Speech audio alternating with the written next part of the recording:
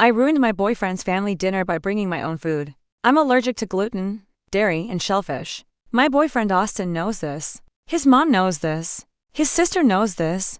I've been dating him for about a year now, and we had two separate incidents where his family served me stuff I couldn't eat, and I ended up sick.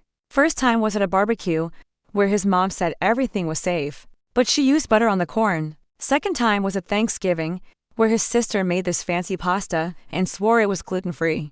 But it definitely wasn't because I spent the next 8 hours throwing up in Austin's bathroom. So, when his mom invited me to their big family dinner last month, I made sure to call her ahead of time. I said, "Hey, just a reminder, I have those allergies, gluten, dairy, and shellfish." She laughed and said, "Don't worry, honey. We'll have plenty for you to eat." I should have known better.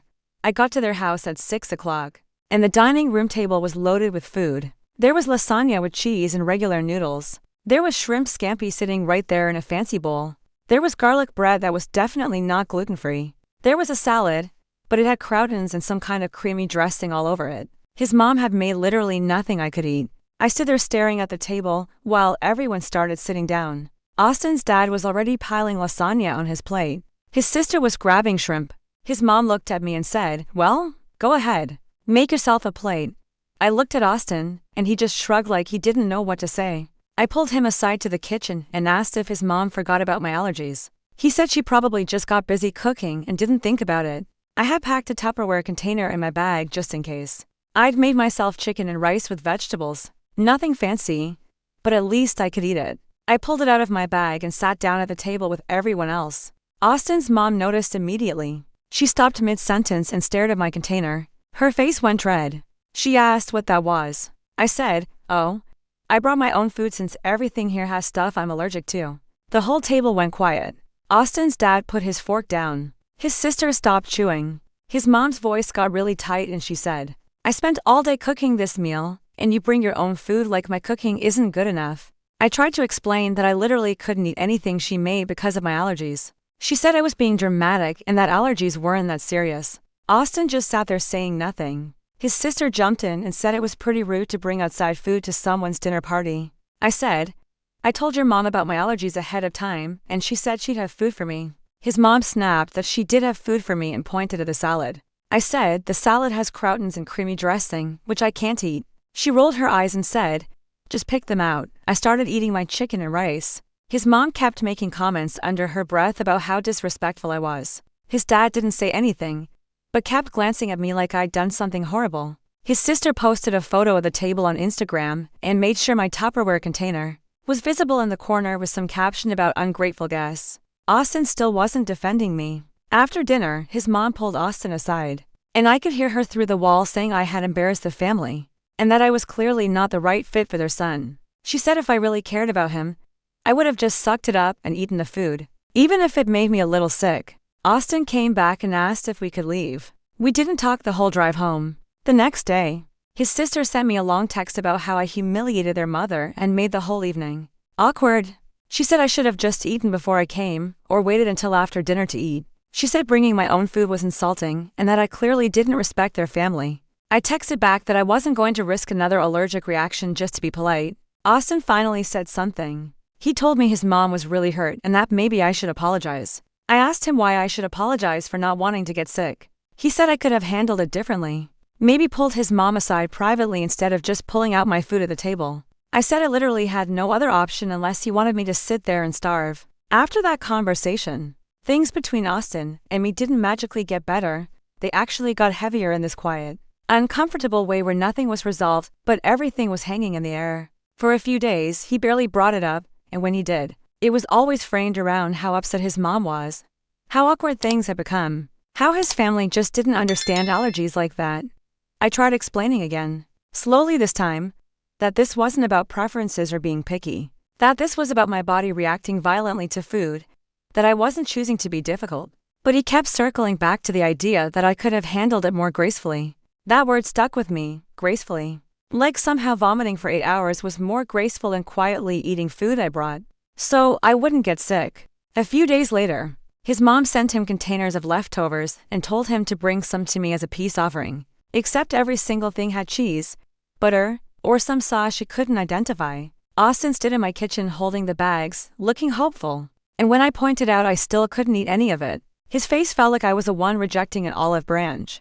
He said maybe I should at least text his mom to thank her. And that's when something in me snapped a little. I asked him why the effort always seemed to be on me to smooth things over, to accommodate, to apologize, when I was the one being put at risk. He didn't have a good answer. Just said families are complicated and sometimes you just do things to keep the peace. The more we talked, the more I realized that this wasn't really about one dinner. It was about a pattern. It was about his mom deciding allergies weren't serious, his sister publicly shaming me online, his dad silently judging me, and Austin sitting in the middle hoping it would all blow over if I just bent a little more. The next weekend, his sister posted another passive-aggressive story about people who think they're special, and tagged some account about food snobs. And even though she didn't name me, everyone who had been at that dinner knew exactly who it was about. I showed it to Austin and asked him if he was okay with that. If he was okay with his family treating me like a joke. He sighed and said he wished I wouldn't read into things so much. That hurt more than I expected. A week later, his mom invited us over again, saying she wanted to redo dinner. I asked, very directly, what she planned to make and how she was handling cross-contamination. She laughed again, the same laugh as before, and said she'd try her best. I told Austin I wasn't going unless I knew there would be food I could safely eat, or unless he was okay with me bringing my own food again without making it a scene. He said he didn't want another fight. I told him neither did I. But avoiding conflict by risking my health wasn't an option. We went back and forth until he finally admitted he didn't want to confront his mom, because it made him uncomfortable. That was the moment everything became very clear to me. This wasn't just about allergies. It was about whether my partner was willing to stand up for me when it mattered. I told him I loved him, but I couldn't keep putting myself in situations where I was disrespected, minimized, and blamed for protecting myself. He asked if I was giving him an ultimatum, and I said no. I was just being honest about what I could live with. The redo dinner never happened. Instead, things slowly fizzled into this awkward limbo where we saw each other less, talked less, and avoided the topic entirely.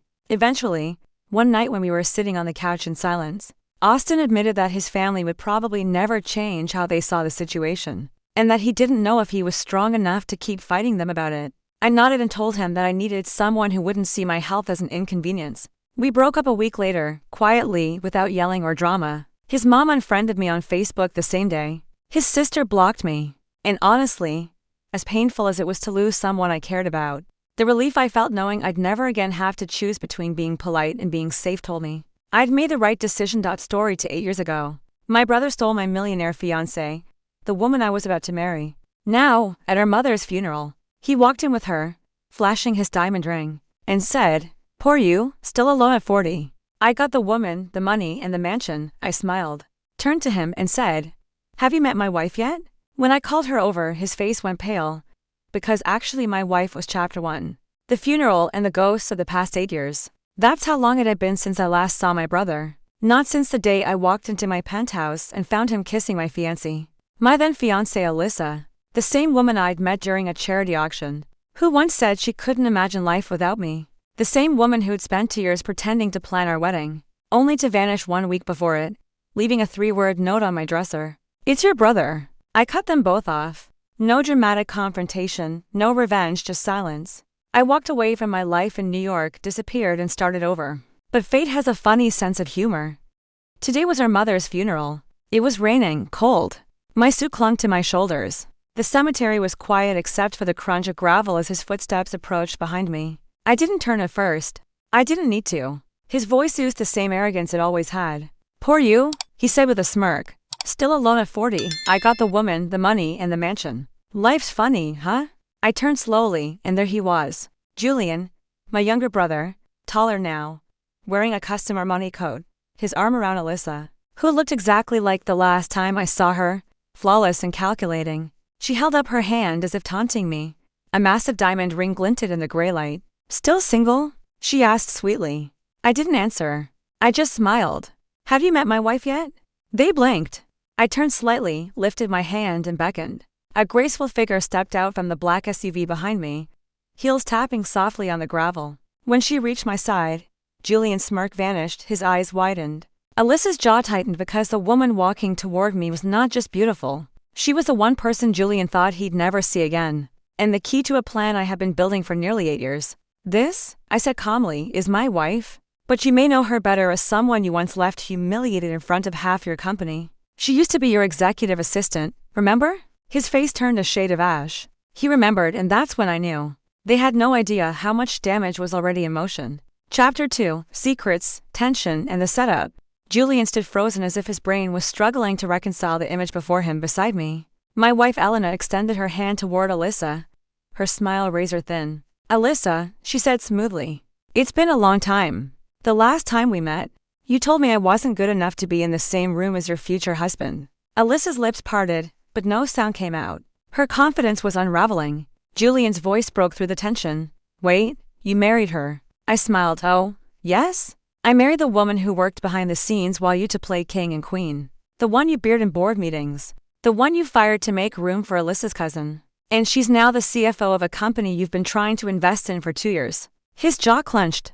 "That's not possible." Elena raised an eyebrow. "Oh, it's more than possible. It's poetic." They didn't know the half of it. Flashback 8 years earlier. After Alyssa left, I disappeared. I moved across the country, cut ties, changed careers. My heart was in ruins. But I didn't let it harden. I let it focus. It was in Seattle that I met Elena. She was intelligent, humble, and had the kind of inner fire that couldn't be faked. She'd been working in corporate finance, underpaid, undervalued, and overlooked. I hired her as a consultant for a modest logistics business I quietly built, and we clicked professionally, personally, soulfully. We didn't rush into love. It grew from partnership, from shared late nights building budgets and strategy, from unspoken glances that said, "We're going to be something big." What Julian and Alyssa had was a lie built on seduction and ego. What we had was purpose. And now Elena and I were the silent owners of one of the largest privately held logistics firms in the US. A firm that just happened to be in final acquisition talks with Julian's latest startup. He didn't know yet. Back to the funeral. The silence returned. I looked around at the funeral guests, all family, all pretending not to hear except one. My aunt leaned in and whispered, "You've changed." I smiled politely. Number I just finally started playing chess instead of checkers. Julian shifted uncomfortably. "So what, this is revenge?" "No," I said calmly, "this is justice. And I haven't even unwrapped the real gift yet." Alyssa blinked. "What does that mean?" I checked my watch. "It means you two should probably check your inboxes before the reception. The NDA you both signed years ago. The one you thought was buried. Let's just say it's about to make headlines." Elena touched my hand gently. "Shall we go?" she asked. I nodded. "Yes, let's leave them to enjoy the storm." As we turned to leave, Julian frantically pulled out his phone. I didn't have to look back to know his world was already beginning to fall apart.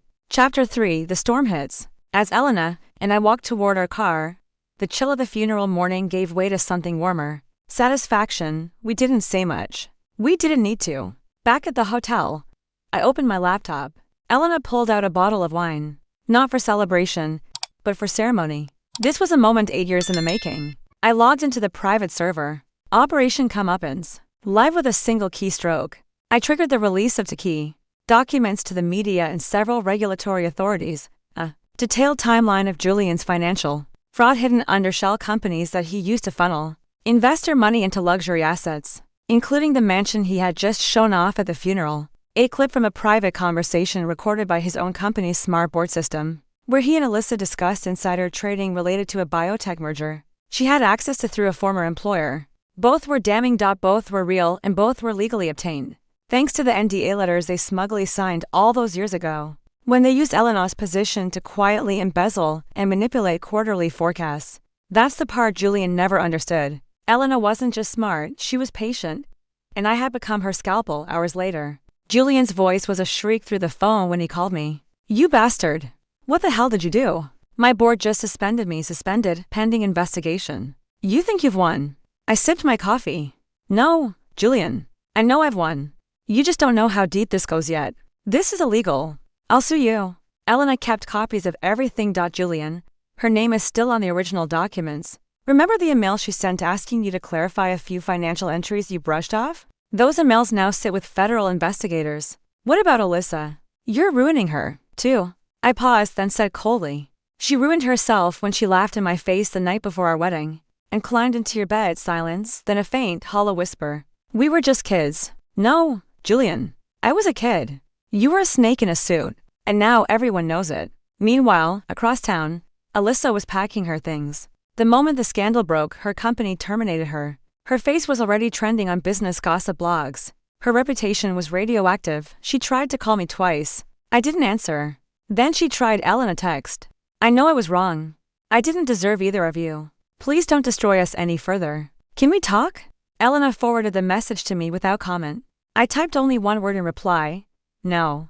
That night, Elena and I watched the news quietly as Julian's mugshot appeared on screen. High-profile startup executive. Julian rearrested this evening following an SEC raid prompted by insider trading and wire fraud allegations. More updates as the story develops. Elena raised her glass to poetic justice. I clinked mine with hers to closure. Chapter 4. Rock Bottom and Revelations. 2 weeks later, Julian's face was plastered across every major business outlet.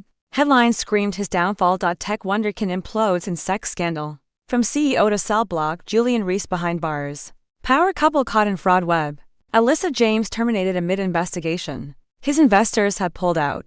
His board had dissolved the startup. The mansion he flaunted at our mother's funeral. Frozen assets. Even the diamond ring Alyssa bragged about seized. But what really brought it full circle? A letter I received in the mail from Julian, handwritten. I don't expect forgiveness. But I need to say it. You are the better man. You always were. I destroyed everything I touched, including her. I never saw it until it was too late. The woman you married, Elena. I used to mock you for staying by her side. Now I see. She's the only person in this entire story who actually grew stronger through pain. Please don't let her destroy me further. You've made your point. I've lost everything. I showed it to Elena. She didn't flinch. Instead, she picked it up and slowly folded it. Then she said something I'll never forget. Closure isn't about giving them peace. It's about choosing not to let their ashes blow into your future. We burned the letter that night. Meanwhile, Alyssa tried her final play. She showed up at my apartment. Makeup smudged, hair disheveled, no cameras, no entourage. Just a woman who once thought she ruled my world, now begging to be let back in. I didn't come for pity, she said. I came because I don't know where else to go. I stood in the doorway, silent. Everything's gone, she whispered. He's in jail. I have no job. No money, no friends. I wake up screaming from the guilt. But when I saw you, happy, whole, I remembered what it felt like to be safe, and I ruined it. She paused. Can we just talk? I didn't yell.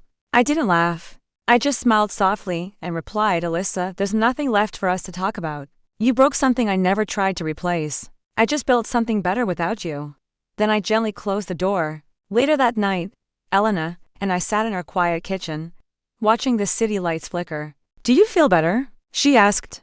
I feel free, I said. She rested her head on my shoulder. Not all revenge needs fire and fury, she murmured. Sometimes the best revenge is peace. Chapter 5. The Final Toast. 6 months later, the world had moved on. Julian's court date made headlines for a few weeks before being buried beneath newer scandals. Alyssa attempted a short-lived redemption arc online, but the public wasn't interested in a disgraced ex-fiancé tied to fraud. As for me, I didn't just survive. I thrived. I had launched a new consulting firm, quiet, under the radar, and 100% mine. No partners, no sharks in the tank, just me and a carefully selected team. Within months, we had more clients than we could handle, apparently. A man who walked away from betrayal with silence and strategy intrigued people. Elena and I had become something I never expected. True partners. We didn't pretend the past hadn't happened. Instead, we built something honest atop the wreckage, stronger, calmer, real. And then came the night of my 40th birthday. I didn't throw a party. Instead, Elena handed me a glass of whiskey, kissed me on the cheek, and said, "Come out to the balcony." There, under the glow of city lights, stood a small table, 2 chairs, 1 cake, and a little red envelope. I opened it. Inside was a single photo. Me at 28, dressed for a wedding that never happened. Alone, hurt, hollow on the back, Elena had written, "You were never broken. You were just being carved into the man you were meant to become. Happy birthday." My eyes welled up, but I didn't cry. I lifted my glass and toasted the night sky. To betrayal, I said, smiling. Because sometimes it sets you free. Epilogue. Months later, I heard from a friend that Julian had struck a plea deal. He'd serve time, then disappear into obscurity. Alyssa. Rumor had it she was working retail under a fake name out of state. No more glamour, no more applause. But me, I didn't need revenge anymore. Because the best revenge wasn't watching them suffer. It was standing taller, rising further, and living a life so full and peaceful. Their names felt like dust in the wind. Was this revenge perfectly justified? Tell us what you would have done in the comments below. Like the story, share it with someone who needs this energy, and subscribe to Revenge Exposed. for more jaw-dropping tales of betrayal and justice, because here, every lie has its reckoning, and every betrayal finds its shadow. Stay sharp, stay strong, and stay tuned.